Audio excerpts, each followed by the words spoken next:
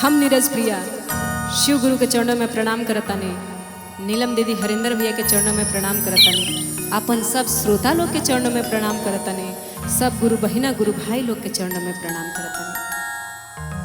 आई सुनल जाओ एगो सुंदर भजन जौन हर सुहागन औरत, हर घर परिवार वाली औरत बाबा से, अपन गुरु से अचरा पसार के मांगे ले। और हम सब गुरु बहिना लोग से कहब कि अपन अपन अचरा पसार के बाबा से इहे मांगलो।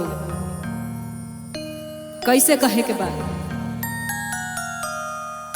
शिवा गुरु अपन शिष्या के अरे घरावा सलामत राखी हो। शिवा गुरु अपन शिष्या के घरावा सलामत राखी हो। बाबा दया करी, दया करी शिष्या के सेनुरा सलामत रहे हो। बाबा दया करी, दया करी शिष्या को सेनुरा सलामत